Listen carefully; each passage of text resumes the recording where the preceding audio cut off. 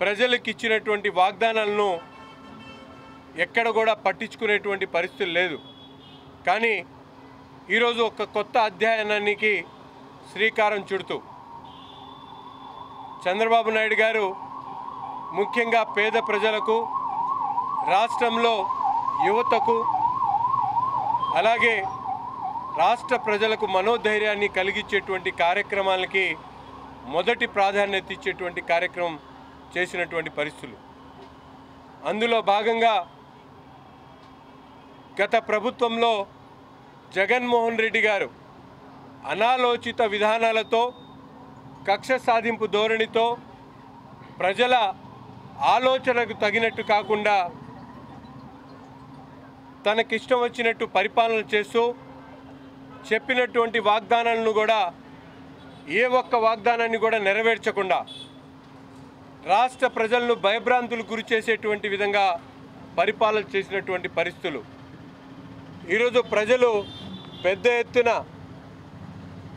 అధికారాన్ని కట్టబెట్టినా కూడా ప్రజల శ్రేయస్సు కోసం ప్రజలకు ఇచ్చినటువంటి వాగ్దానాల మీద నిబద్ధత కలిగినటువంటి నాయకుడిగా, ఒక కమిట్మెంట్ కలిగినటువంటి లీడర్గా చంద్రబాబు నాయుడు గారు ఈ 5 కార్యక్రమాల మీద మొదటి సంతకం చేయడం అనేది చాలా గొప్ప విషయం.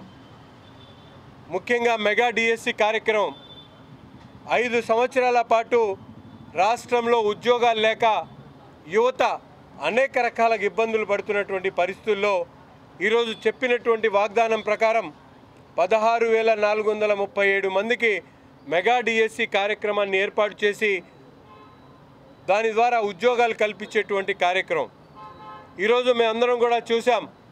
గతంలో ఎప్పుడు కూడా ఏ ప్రభుత్వం చేయనటువంటి విధంగా ఈరోజు ఉద్యోగ కల్పనలో కానీ, అలాగే యువతకు అవసరమైనటువంటి స్కిల్ డెవలప్మెంట్ ఈరోజు ఎక్కడ కూడా భారతదేశంలో ఎక్కడ లేనటువంటి విధంగా ఎవరికి ఎటువంటి స్కిల్ ఉంది, వారిని ఏ విధంగా డెవలప్ చేయాలి, రాబోయేటువంటి 10 సంవత్సరాల పాటు యువతకు ఒక మంచి దిశను ఏర్పాటు చేసేటువంటి కార్యక్రమానికి శ్రీకారం చుట్టినటువంటి పరిస్థితులు.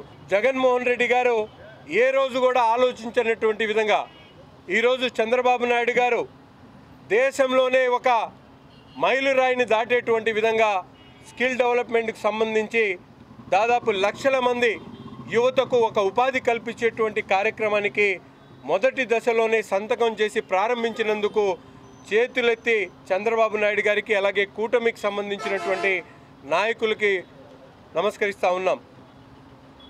రెండో ముఖ్య ఆరోగ్యశ్రీ ఏదైతే అన్నా క్యాంటీన్లు, పేదవాడు పట్టేడన్నం లేక ఇబ్బందులు పడేటువంటి పరిస్థితులు మనందరం కూడా చూస్తూ ఉన్నాం. గతంలో ఒక పల్లెటూరు నుండి పట్టణ ప్రాంతానికి వచ్చినటువంటి వారు హాస్పిటల్స్లో కానీ, కలెక్టర్ ఆఫీస్లో కానీ, కోర్టులో కానీ పనున్నటువంటి వాళ్ళు జేబులో చిల్లి గవ్వలేక, తిండి లేక అలమటించేటువంటి పరిస్థితులు గత 5 సంవత్సరాల్లో చూసాం. అటువంటి పేదవాడి పొట్ట నింపేటువంటి కార్యక్రమానికి ఈరోజు పేదవాడి కష్టాల గురించి తెలిసినటువంటి నాయకుడిగా చంద్రబాబు నాయుడు గారు ఈరోజు అన్నా క్యాంటీన్ను వెంటనే ప్రారంభించేటువంటి కార్యక్రమం చేయడం, దీని ద్వారా రాష్ట్రంలో 198 కేంద్రాలను ప్రారంభించి ప్రతి ఒక్క స్టేషన్లో కూడా వందల మందికి కూడా భోజనాలు పెట్టించేటువంటి కార్యక్రమం. అంతేకాకుండా ఈరోజు సామాజిక భద్రత కల్పించేటువంటి క్రమంలో మునుపెన్నప్పుడు ఎవ్వరు కూడా చేయనటువంటి విధంగా అనేక రకాలుగా వితంతువులు కానీ, వికలాంగులు కానీ, వృద్ధులు కానీ, అలాగే ఈరోజు కిడ్నీ రోగాలతో బాధపడేటువంటి వాళ్ళు కానీ, క్యాన్సర్తో బాధపడేటువంటి వాళ్ళు కానీ, ఎయిడ్స్ వంటి మహమ్మారితో బాధపడేటువంటి వాళ్ళకు కూడా పెద్దపీట వేస్తూ 65 లక్షల మంది సామాజిక భద్రత పెన్షన్ల కింద ఇచ్చేటువంటి కార్యక్రమాన్ని తీసుకున్నటువంటి ప్రభుత్వం తెలుగుదేశం పార్టీ ప్రభుత్వం. 33,000 కోట్ల రూపాయల బడ్జెట్ను ఈరోజు సామాజిక భద్రత కల్పించేటువంటి క్రమంలో తెలుగుదేశం పార్టీ ముందడుగేయడం చాలా గొప్ప విషయం. మాటలు చెప్పినటువంటి జగన్మోహన్ రెడ్డి గారు గత 5 సంవత్సరాల్లో తన ప్రభుత్వం సామాజిక భద్రత పెన్షన్లకు పెద్దపీట వేస్తామని చెప్పి పదే చెప్పినటువంటి జగన్మోహన్ రెడ్డి గారు నిబంధనల పేరుతో, విద్యుత్ బిల్లుల పేరుతో పిల్లలు కార్లు కొన్నారనో లేకపోతే ఏసీ కొన్నారన్న నిబంధనలతో అనేక మందిని తొలగించేసి 43 లక్షలు 45 లక్షల వరకే పెన్షన్లు ఇచ్చినటువంటి పరిస్థితులు. కానీ ఈరోజు తెలుగుదేశం పార్టీ సామాజిక భద్రత ప్రభుత్వ బాధ్యతగా భావించి 65 లక్షల మందికి దాదాపు 33,000 కోట్ల రూపాయలు రాష్ట్ర బడ్జెట్లో ఇచ్చేటువంటి కార్యక్రమాన్ని తీసుకోవడం అది మరీ ముఖ్యమైనటువంటి అంశం. ఈరోజు రాష్ట్రంలో ఉన్నటువంటి పేదవారి దగ్గర నుండి ఉన్నత వర్గాల్లో ఉన్నటువంటి వారు కానీ ప్రతి ఒక్కరు కూడా భయపడుతున్నటువంటి ల్యాండ్ టైటిలింగ్ యాక్ట్, ఇది ప్రభుత్వం ఒక కుట్రతో చేసినటువంటి యాక్ట్.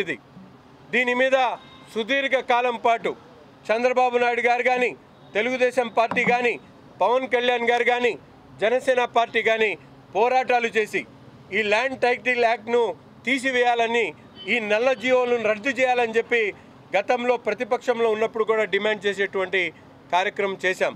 ఈరోజు ప్రభుత్వం చేపట్టిన తర్వాత పేద ప్రజలకు, ముఖ్యంగా చిన్న మిడిల్ క్లాస్ సంబంధించినటువంటి వారందరికీ కూడా ఈ రాష్ట్రంలో భరోసా కల్పించేటువంటి కార్యక్రమాన్ని తీసుకొని ల్యాండ్ టైటిలింగ్ యాక్ట్ను పూర్తిగా రద్దు చేసినందుకు ముఖ్యమంత్రి గారికి ప్రతి ఒక్కరు కూడా కృతజ్ఞతగా ఉన్నారని చెప్పి కూడా ఈ సందర్భంగా తెలియజేస్తా ఉన్నా.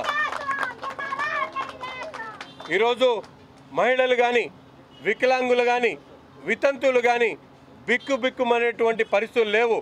ప్రతి ఒక్కరు కూడా తలెత్తుకొని బ్రతికేటువంటి కార్యక్రమాన్ని 4,000 రూపాయలు పెన్షన్ ఇస్తూ చేపట్టేటువంటి కార్యక్రమం. చెప్పినటువంటి వాడు 3,000 ఇస్తా ఉన్నారు, 5 సంవత్సరాల్లో 3,000 చేశాడు. కానీ ఈరోజు చంద్రబాబు నాయుడు గారు, రాష్ట్రంను అప్పుల పాలు చేసినటువంటి జగన్మోహన్ రెడ్డి గారు ఒక పక్కనైతే రాష్ట్రంలో అప్పుల పాలైనా కూడా పేద ప్రజల కోసం నిలబడినటువంటి మహోన్నత వ్యక్తి చంద్రబాబు నాయుడు గారు అనే విషయాన్ని మీ అందరూ కూడా తెలియజేస్తా ఉన్నా. అందుకని పేద ప్రజలు, ముఖ్యంగా గుంటూరు తూర్పు నియోజకవర్గంలో ఉన్నటువంటి ప్రతి అవ్వకు, ప్రతి తాతకు, ప్రతి చెల్లికి మేమందరం కూడా చెప్తా ఉన్నాం, మీకు ఎటువంటి అవసరం ఉన్నా కూడా నిరంతరం ప్రజాసేవ చేయడానికి మేమందరం కూడా సిద్ధంగా ఉన్నాం. ఎవరికి ఎటువంటి అవసరం వచ్చినా అహర్నిశలు ప్రజాసేవ చేయడానికి నేను, నాతో పాటు మా శ్రేణులు యావత్తు కూడా నిరంతరం ప్రజల్లో ఉంటాం.